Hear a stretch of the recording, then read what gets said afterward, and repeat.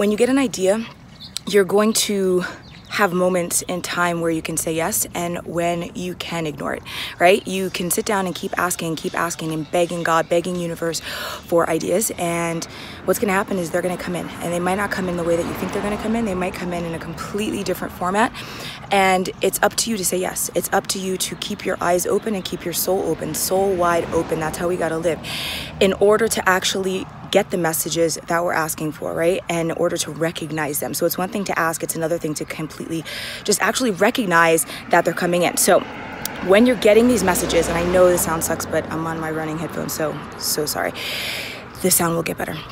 But I want you to recognize and actually go deeper when you start to get these messages, okay? So like, I gotta get back to my run, but yeah, hold on.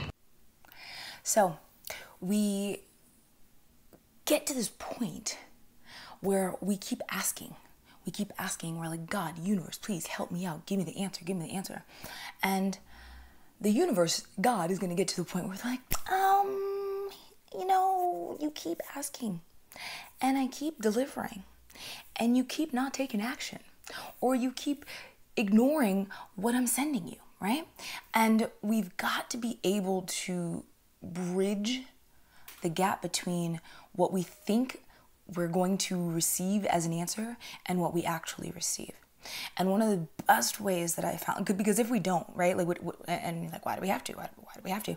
If we don't recognize the answers that we're getting.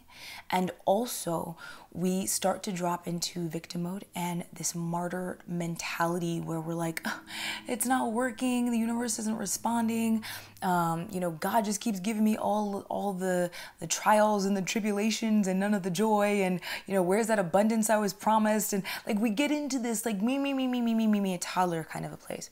So we have to become the bridge. We have to understand how to bridge the asking and the receiving, right? The recognizing of the answers. And so I've been playing with rituals, like just what works, right? Like what actually gets me to show up and keep showing up? What helps me to ask the questions that are from my soul rather than from my ego? And what also helps me to alchemize everything that I'm receiving through my body so that I can share my message out into the world in a way that's like, that's really me, that's untamed and wild and free. And this is the untaming process. It's a lifelong process, okay? Especially as an artist, as a creative, right? Like, don't think that, oh, hey, I'm gonna, you know, like, you could sign up for Sex Magic Woman with me, right? Like, it's not gonna be overnight. Like, I'm not gonna tell you that there's no overnight anything, okay? Not nada, okay? And you're not gonna get it.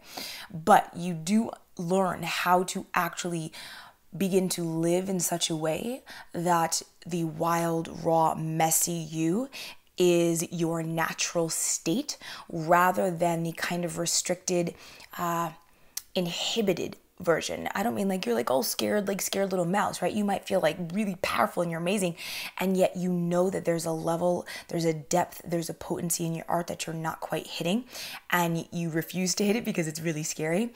Instead of that, like, your normal state of being becomes this raw, wild, free, messy version of you. And you'll have moments where you kind of go back into that, like, oh, shit, I don't, right? Like, you kind of get into the moments of hiding rather than playing small and hiding being your normal, right? Like, we flip it, okay? So, but what I've been playing with is how can I take all of the 2+ decades of work that I've been doing with clients. This is everything from athletes to fitness competitors to insurance peeps, global leaders in the insurance field, in financial organizations, workshops, getting on stage in front of 1,200 people and helping them get into their bodies and move and like all of this stuff, right? Entrepreneurs, obviously, creatives, like I've worked with all kinds of people. So 2+ decades. How do I take that? And then how do I take all the things that I've been studying, right? So yoga, obviously sports, right? And that peak potential athletic mindset, that way of living. It's a completely different way of being in your body and viewing the world that you can't quite grasp unless you start moving your body, right? Unless you start allowing yourself to have some sort of a competitive edge within yourself where you're competing against you. You're like that old version of you, not against anyone else. You're not comparing to everyone else. You're not dropping into ego. It's a completely different ball game, right? Where it's you versus you. And also you plus you, right? Like it flows. So how do we take all of that and writing and art and storytelling and archetypes, and how do we get all of these things and combine them with ritual, right? Into a ritual that taps into nature, that taps into abundance, all this stuff. And so I've been playing with my goddesses fuck ritual, right? This is something I've created. My rewilding ritual, again, stuff that I've created and stuff that I test out on my clients, right? So my sex magic woman peeps, one-on-one VIP day peeps, like they know, right? And you can scroll back, oh God, scroll back, yeah, whatever. But scroll down, find the video I did with Karli, one of my mentors and dear friends, goddesses, and I did a VIP day for her, which was magic. And you can kind of see some of the things that we talked about and some of the ways that we work together on that soul medicine level. But what I've been uncovering, right, is this way of like, it's I hate to say that there is like a formula because it's not, right? But there is something that has been working way more than the other stuff. And that is this, getting into that more athletic space, right? So that yang, that like power, fire, let's freaking get it, right? So I begin my morning with just God, right? Talking to God. And this is really just connecting. This is asking and then opening, okay? And then I get out and move my body. Like, and I get like, you got to get out and like get it. Like, I mean, you got to blast that music. You got to whatever's going to do, you got to hit the extra mile. You got to do all the things, right?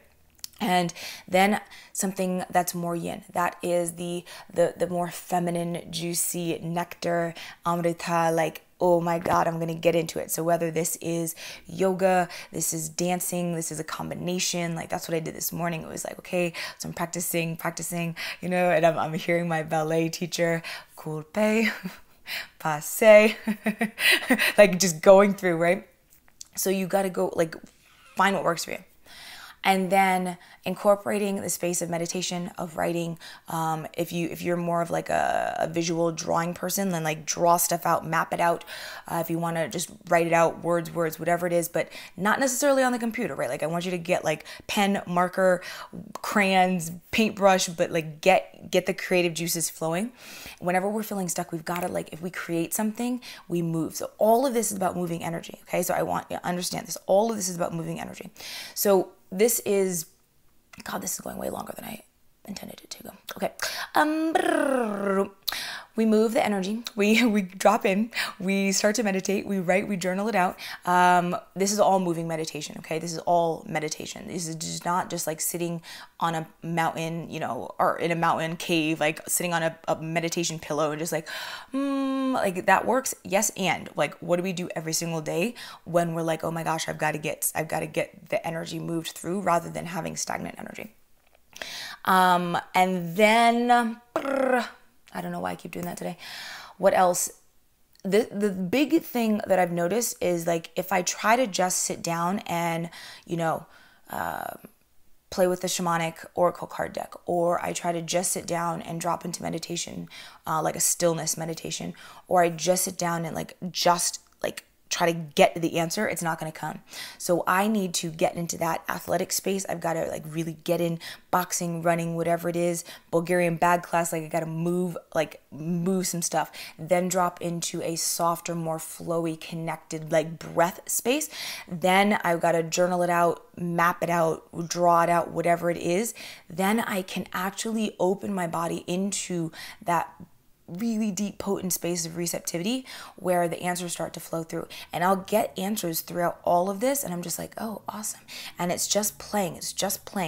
Rather than just asking a question and then like going on about your day, then you're working with clients, then you're choreographing, you're doing the thing, you're whatever it is. Like if you're teaching, you got your business, you got your job, like whatever it is, but you're going through parenting, relationship, like you just go through, and then we haven't created this space to actually receive. So I want you to really start to think about and feel into how you can create space to receive the answers, so that we're not just wasting our time and wasting universe's time. Not that we're there, I mean, we create time ourselves, but it just feels like a waste of time, right? It just feels like we just keep asking and asking and asking, and that's when we don't see the answer, we don't feel it, we don't understand that we've already gotten like multiple answers already.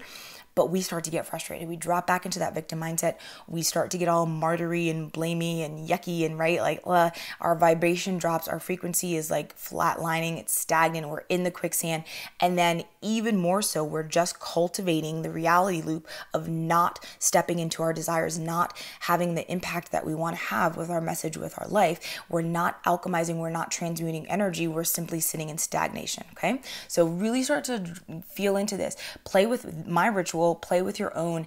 I polled people, and you guys seem to want me to create this mixtape, which is something I've been playing with for God, I don't even know, a couple years.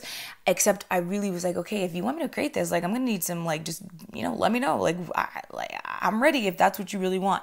And then today, boom, boom, boom, ideation. Oh my God. So next is what? Follow through and implementation. So we integrate. It's ideation, it's integration, it's implementation. So really see where you get stuck. As creatives, we tend to get really good at ideation. We're asking, we're doing all the kinds of things, but then there's no actual integration through our body, through our energy systems, and then there's no implementation out to the world. So we never actually finish what we start. We go, like we go to 9 out of 10, and then we never actually hit the 10, right?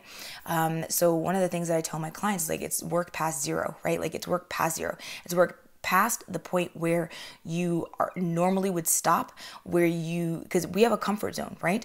And then we really get stuck in this space, and God, it's like it bleeds into every area of our life, right? It bleeds into every area. So look at where you normally hit that 9 out of 10 and refuse to go to 10 out of 10, where you will not, whether this is follow up with people, whether this is commitment to your morning routine, whether this is devotion to actually studying your craft and getting it out into the world, whether this is your commitment to being this delicious, embodied, raw, wild, and free, creative, whatever it is, look where you're a 9 out of 10, and then start to embody these ritual practices so that you can get to that 10 out of 10 and you can work past zero. So that's it, guys. I love you. Check out, of course, the free resources, nikkakarli.com/wildtribe. Make sure you go over there, subscribe. You'll be in my wild tribe, but you can take quizzes. You can download the first of the rewilding rituals that's already out. That one is free. The mixtape will be an investment. I don't know what it is. It's not going to be crazy, though. Yeah, that's about it. I love you guys.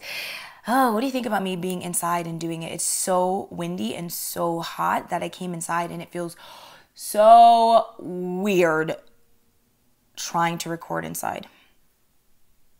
I'm such a freaking nature baby that I'm just like, it's strange. There are walls. There are walls and a ceiling, and it feels weird.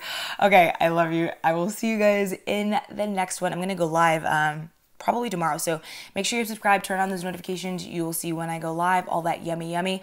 If we are not connected on Instagram, please come say hello. You will see in my highlights. This is a tip for you guys as creatives, right? Put those highlights in your profile. I have a Q&A highlight, so you can actually go in, take all the polls and stuff that I've posted. You can DM me with answers. You can ask me questions, all that kind of stuff. Make sure you're following. Again, turn on story notifications, turn on post notifications over on Instagram. That's it. Okay, for real skis. I love you. Bye.